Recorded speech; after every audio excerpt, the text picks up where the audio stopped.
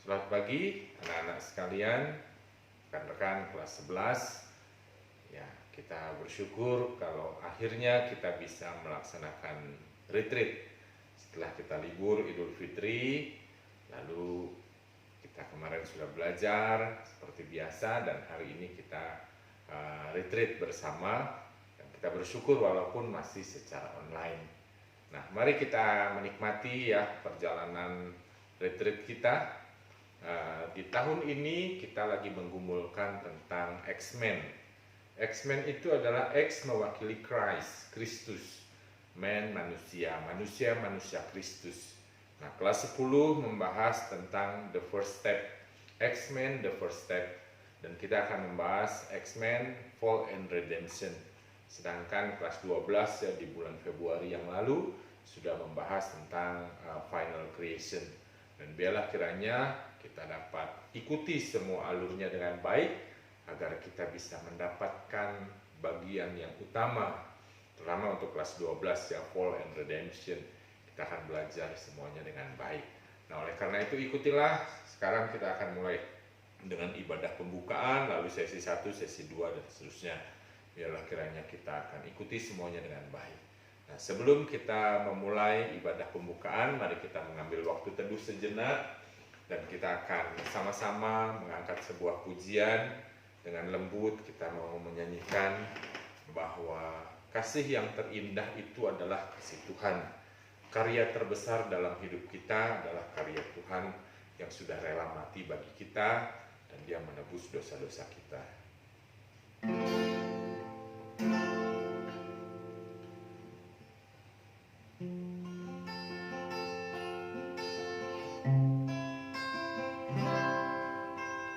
Kasih yang terindah, hati yang mulia, hanya ku temukan di dalam-Mu, Yesusku. Pujian dari hatiku selalu di setiap waktuku, tiada pernah berubah kasih-Ku. Karya terbesar dalam hidupku, pengorbanan-Mu yang selamatkanku.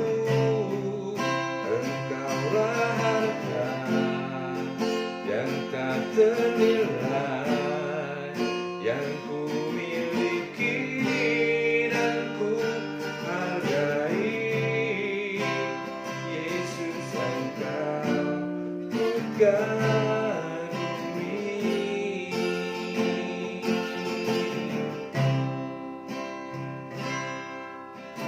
kasih yang terindah, hati yang mulia, hanya ku temukan di dalam-Mu, Yesusku. Pujian dari hatiku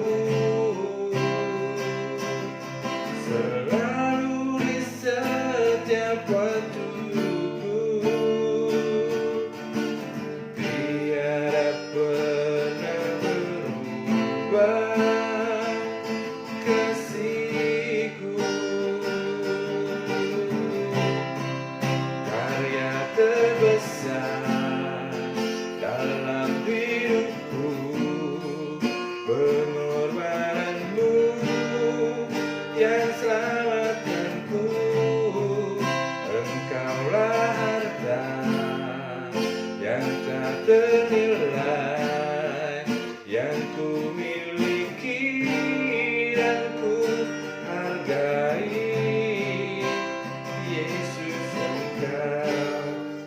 kagumi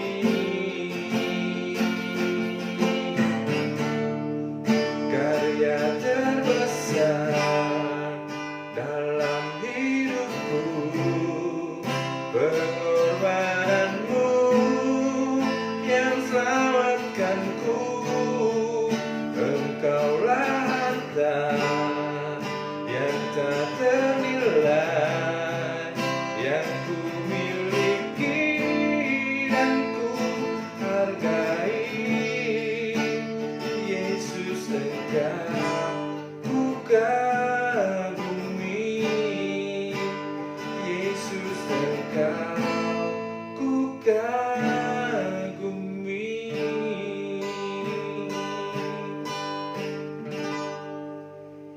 Ya, kita akan berdoa sebelum kita memasuki perenungan firman Tuhan kita. Mari kita berdoa.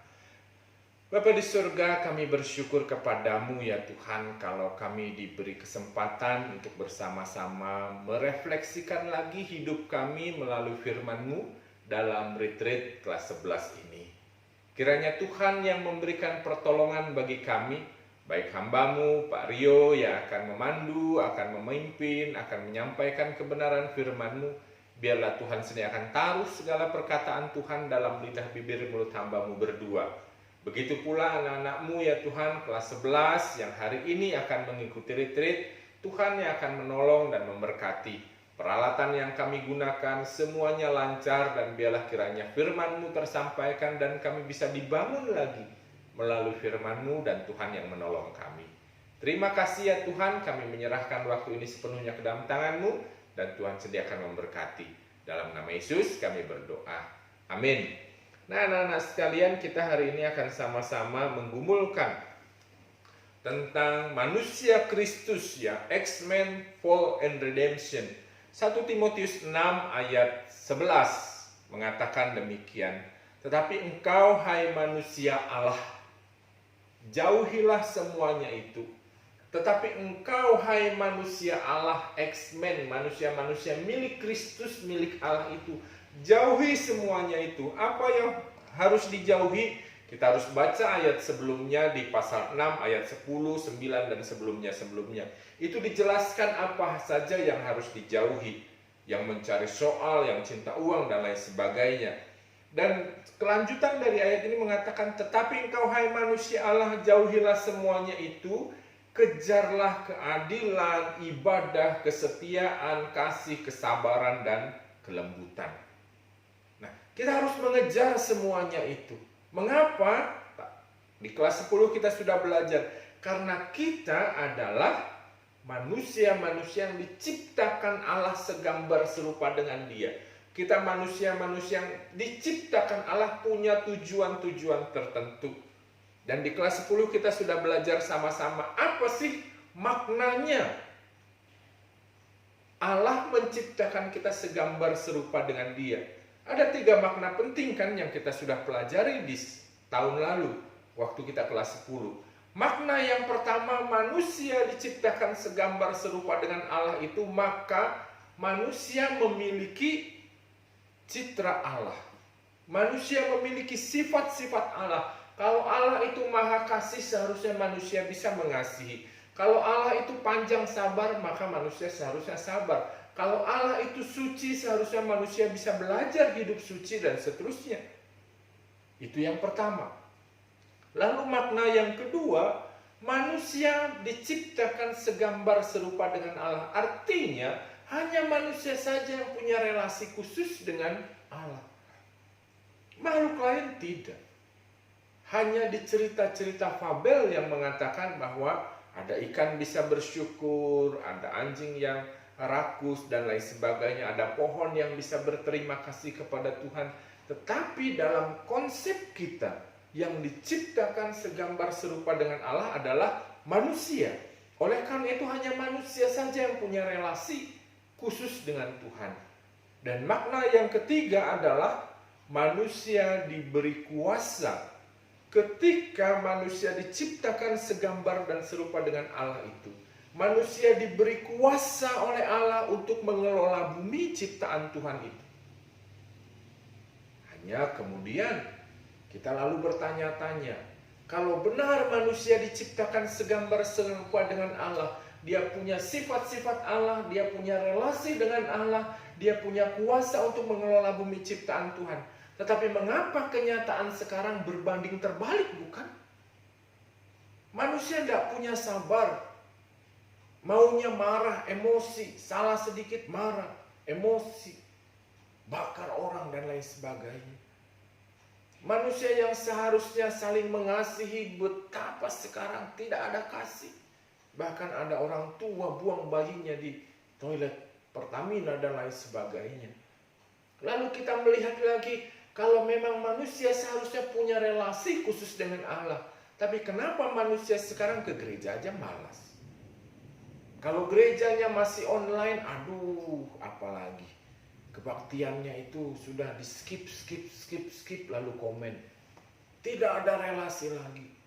Bahkan kalau kita perhatikan, manusia diciptakan segambar serupa dengan Allah, maka maknanya manusia diberi kuasa untuk mengelola bumi ciptaan Tuhan, tapi kenyataannya sekarang apakah dikelola? Lebih banyak dieksploitasi. Makanya sekarang ada banjir, ada apa dan lain sebagainya. Karena manusia mengeksploitasi sedemikian alam ciptaan Tuhan ini. Bukan dikelola dengan baik. Bukan dipelihara dengan baik. Lalu ketika kita bertanya, kenapa gambar dan rupa Allah yang seharusnya indah dalam diri manusia itu, kok sekarang kenyataannya di sini? Lalu kita punya jawaban yang pasti. Bahwa semuanya terjadi karena dosa. Dosalah yang membuat gambar dan rupa Allah itu rusak dalam diri manusia. Karena dosa, ya, kita sudah pelajari di semester lalu, dosa adalah pemberontakan manusia secara aktif terhadap Allah. Manusia memberontak terhadap Allah. Manusia tidak lagi taat. Manusia melanggar hukum Allah. Manusia menyimpang dari tujuan Allah yang menciptakannya. Sama seperti kalau kita memang tarik panah itu, anak panah kita arahkan busurnya ke, ada apel di atas kepala orang, harusnya apelnya itu yang kita panah-panah.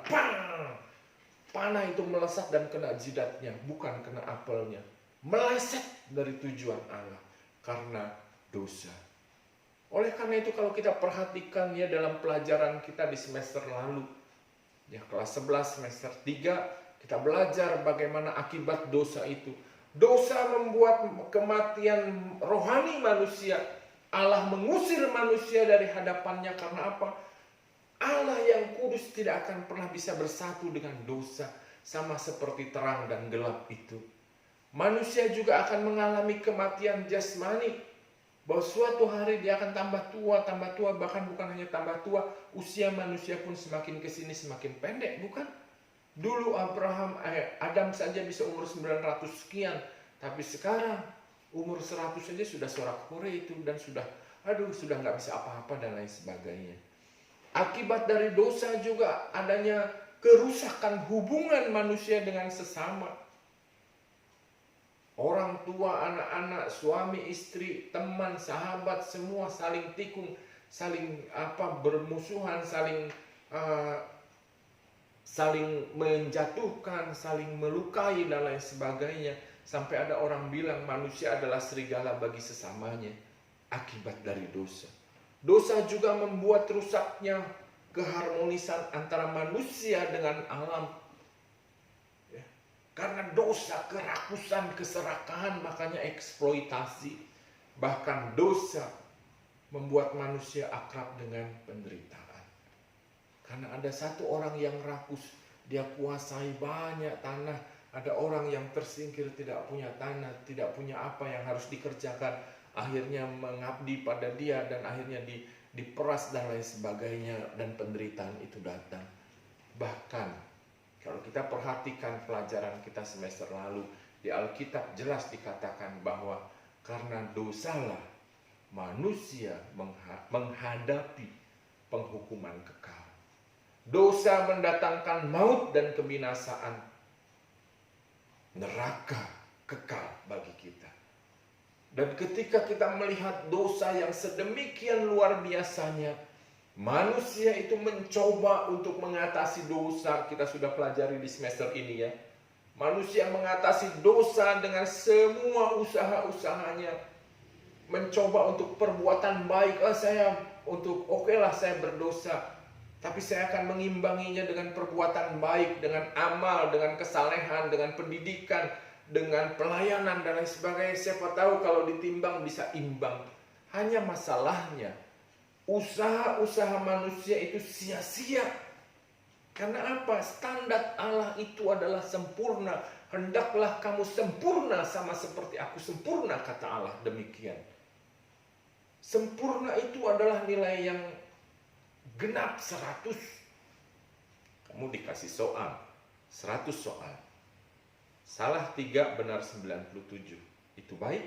Sangat baik. Tapi apakah sempurna? Tidak. Salah 1, nilai 99. Apakah itu baik? Oh, itu dengan pujian, bukan hanya baik. Tapi apakah sempurna? Tidak, masih ada salah 1. Dan oleh karena itulah manusia tidak akan mampu mengatasi dosa. Manusia pasti akan gagal ketika berusaha dengan kemampuannya sendiri mengatasi dosa. Dan itulah sebabnya dalam pelajaran kita dalam Alkitab kita pun dikatakan Allah berinisiatif datang ke dalam dunia melalui Yesus Kristus untuk menebus manusia. Allah berinisiatif merelakan keindahan surga itu.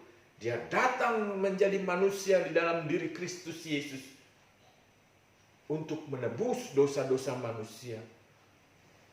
Dan oleh karena itulah, teman-teman sekalian, saya mau katakan bahwa keselamatan itu, penebusan dosa sampai kepada keselamatan itu hanya ada di dalam Yesus Kristus. Karena apa? Karena Yesuslah adalah Allah sejati dan manusia sejati. Dia Allah sejati yang menjadi manusia sejati, manusia yang tidak berdosa, dan dialah yang. Mengapa hanya manusia sejati dan Allah sejati yang bisa menebus dan mengampuni dosa manusia? Karena begini, syarat keselamatan itu sudah jelas, teman-teman. Syarat keselamatan itu adalah seperti ini. Keselamatan atau pengampunan hanya berlaku jika dilakukan oleh Allah yang sejati. Hanya Allah saja yang berhak mengampuni dosa. Mengapa? Karena manusia berdosa terhadap Allah. Jadi dosa itu adalah pelanggaran, pemberontakan terhadap Allah. Bukan terhadap lingkungan, bukan terhadap alam. Jadi orang melanggar lampu merah itu jangan dibilang, dosa dong masuk neraka loh. Enggak. Kecuali dia langgar lampu merah dan kecelakaan orang cacat itu dosa. Mengambil hak orang untuk hidup sehat dan seterusnya. Tapi dosa itu urusannya dengan Allah. Dan karena dosa itu urusannya dengan Allah, maka yang berhak mengampuni hanya Allah. Sama aja saya bersalah terhadap Pak Rio misalkan. Lalu saya minta maafnya sama Bu Santi. Nggak bisa. Bu Santi sih pasti bilang, ya sudah Pak Rio, nggak apa-apalah. Pak Rio tetap gondok. Kalau saya bersalah terhadap beliau, maka saya harus minta maaf kepada beliau. Dan yang berhak memaafkan saya hanya Pak Rio. Kita berdosa terhadap Allah. Maka yang berhak mengampuni dosa kita adalah Allah sejati. Dan itu di dalam Yesus. Karena Yesus juga adalah manusia sejati. Mengapa harus manusia sejati yang bisa mengampuni, yang bisa menebus dosa-dosa kita, yang menebus manusia? Karena apa? Yang ditebuskan kita manusia. Maka yang bisa menebus kita adalah manusia sejati. Sama seperti kamu pinjam handphone saya memang Oppo ya, Oppo F7. Kamu pinjam handphone saya, ternyata jatuh pecah. Lalu kamu bilang sama saya, Pak, sorry ya handphonenya jatuh. Tapi saya ganti Pak, saya ganti Nokia. Ini ada senternya loh Pak, bisa? Gak bisa. Minimal kamu harus ganti Oppo F7 yang tidak pecah. Sama. Yang sudah rusak itu adalah manusia karena dosa. Maka yang berhak menebusnya adalah manusia sejati. Manusia yang tidak bercacat. Dan itulah Yesus. Oleh karena itu keselamatan memang hanya ada di dalam Yesus. Karena dialah Allah sejati, manusia sejati. Dialah yang berhak mengampuni. Dialah yang bisa menebus kita. Usaha kita gagal, teman-teman. Oleh karena itu, mari kita sungguh-sungguh percaya kepadanya. Kita sungguh-sungguh menyerahkan hidup kita, masa depan kita, bahkan seluruh aspek kehidupan kita hanya kepada Yesus Kristus saja. Karena dialah yang bisa mengampuni kita, yang berhak mengampuni kita, dan dialah yang layak menebus kita. Mari jangan hanya kekuatan kita yang kita pakai. Gagal. Kita mau baik aja susah kok. Oleh karena itu mari kita berserah penuh kepada Yesus. Percaya kepadanya. Dan mari kita berdoa. Bapa di surga, kami bersyukur kalau pagi ini kami dibuka wawasan kami, pemahaman kami, iman kami, bahwa hanya di dalam Yesus saja dosa itu bisa teratasi. Dan biarlah kiranya Tuhan yang menolong kami, agar kami tidak hanya berpegang kepada kekuatan diri, berpegang pada pelayanan, berpegang pada amal dan lain sebagainya untuk mengatasi dosa-dosa kami. Tetapi kami mau benar-benar hidup di dalam Kristus, percaya kepada Yesus, dan berserah hidup kepada Yesus. Sehingga hidup kami ditebus oleh Yesus, diampuni oleh Yesus, dan kami bisa menjadi manusia baru. Tuhan, tolonglah kami, untuk kami punya iman yang benar kepada Tuhan. Dan biarlah kiranya Tuhan yang memberkati kami. Dalam nama Yesus kami berdoa. Amin. Oke rekan-rekan, kita akan mempersiapkan ya. Setelah ini saya akan kirimkan di Jimit kita, di WA grup kita, link Jimit untuk sesi yang pertama ya. Nanti kita akan ikuti sampai yang terakhir nanti. Kiranya Tuhan memberkati kita untuk bisa memahami semuanya dengan baik. Tuhan Yesus memberkati. Shalom.